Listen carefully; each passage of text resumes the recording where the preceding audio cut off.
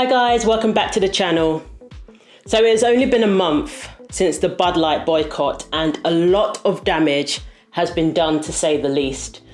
The boycott is definitely working. They're going to have to pick a side because we've already had the Human Rights Campaign, which is a very leftist organisation, come out and say they need to reaffirm their support of Dylan Mulvaney, and their sales continue to suffer dramatically. They're making attempts here and there, they're straddling the fence, and they're basically not impressing either side. So we've not heard from Dylan in regards to Bud Light since. I mean, if you're a partner, you're going to be seen drinking the beer, you're going to be seen posting about the beer, hashtagging, all of that. We've not seen Dylan do that. So it's almost as if, Dylan disappeared for 3 weeks and the left are noticing these things. So it's like, do you regret your decision? The way they're behaving, it's like they do, and they're trying to win back their core customer base. So it's like, yeah, you're going to have to be very, very clear in the direction that you're taking this brand. Are you going to take the brand in the direction of the Dylan Mulvaney route, or are you going to go back to your traditional style of advertising, of marketing, to appeal to typical Americans? And that's the way they seem to be going now with the latest NFL draft campaign that they released. Unfortunately for them, people were not impressed. They had to turn off the comments on YouTube, and the like to dislike ratio is horrendous. So we'll get into that, and let's get into the article and let's see where Bud Light is at the moment. It doesn't look good.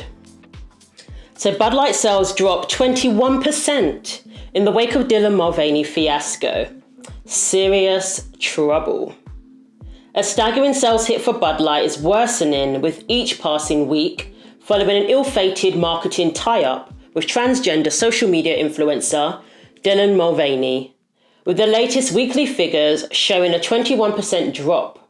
During the week ended April the 22nd, the most recent industry data available, Bud Light sales plunged 21% versus a year ago, accelerating from a 17% slide a week earlier, and an initial weekly drop of 6% when the controversy kicked off during the first week of April, according to Nielsen, IQ, and Bump Williams Consulting.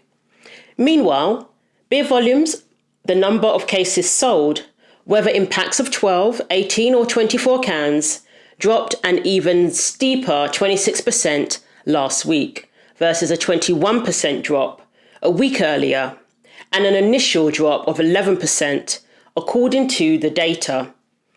There's an indication that Bud Light's core customers, who typically buy their beer in bulk, are ditching the brand, beverage expert Bump Williams said in a Tuesday interview.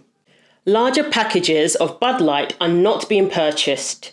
The 30-week suitcases, the 20 packs, the 18 packs, and the 12 packs, they're all being impacted. Williams told the Post, it's going to be very, very hard to reverse the decline. And this is the thing, it's only been a month and a lot of damage has been done. And if it continues, it's going to be irreparable damage to the brand. Bud Light remains the best-selling beer in the US, with sales last year topping 4.8 billion by comparison. The number 2 brand, Modelo Especial, sold 3.75 billion, while Michelob Ultra generated 3.3 billion in sales, according to Williams Connecticut-based research firm. And, the way they alienated their core customer base, it wasn't even just that they were sponsoring Dylan Mulvaney, it was the whole campaign with Dylan in a bathtub, frolicking with a Bud Light. The whole thing was really bizarre. And, you have the fact that a lot of your customers are men. Majority of them are probably men who see Bud Light as a masculine-orientated brand. And then you've got Dylan in a bathtub. It was just so... It wasn't even a good campaign in and of itself. I mean, I don't know what they were thinking. I really don't. Nevertheless, the precipitous sales drops of the past few weeks have left its sales year to date down a painful 8%, threatening Bud Light's leading position. The latest sales data show, unless parent Anheuser-Busch turns things around, then Bud Light is in serious trouble this year, according to Williams. I think it runs the risk of losing that number 1 position at the end of calendar year 2023, To Modelo Especial, Williams said. So let's take a look at their recent commercial that wasn't well received. And basically, people just, they're not buying it. Too little, too late. Remember, they initially doubled down on their decision. Let's not forget that. So I think it's to the point now where we're hitting them where it hurts, which is their money. And now they're taking the steps to win back their core customer base.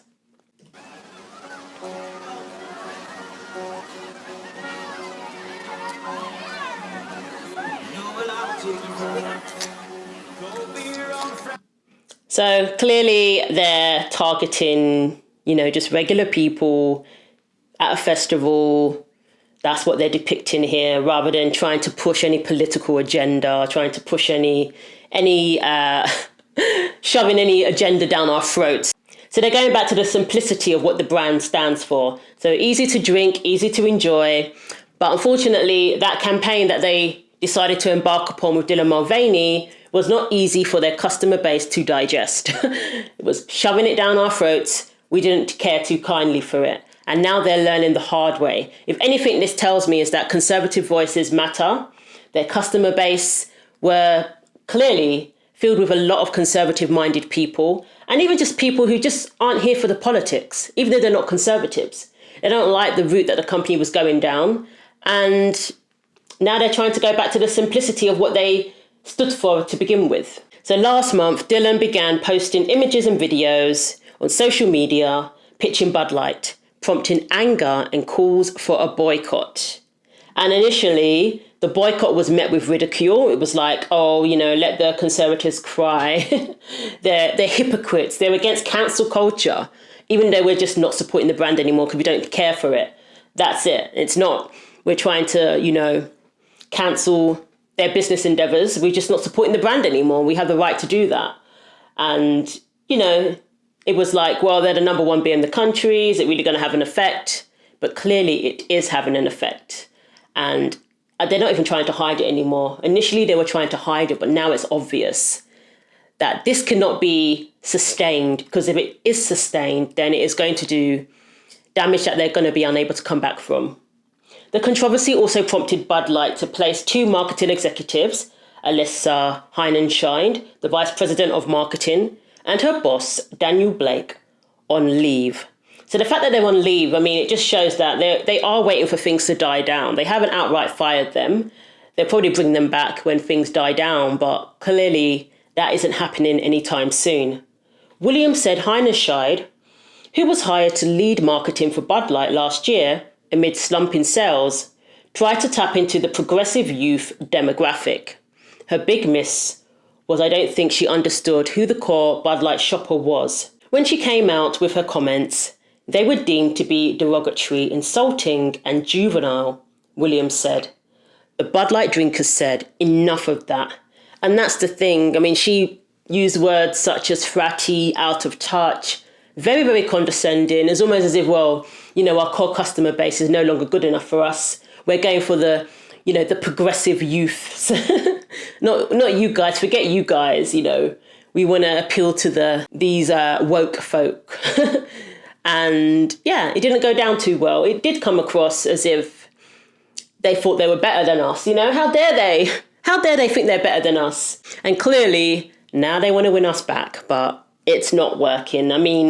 You go on their social media, their Twitter account is just full of, the most very strong worded tweets. Let's put it that way.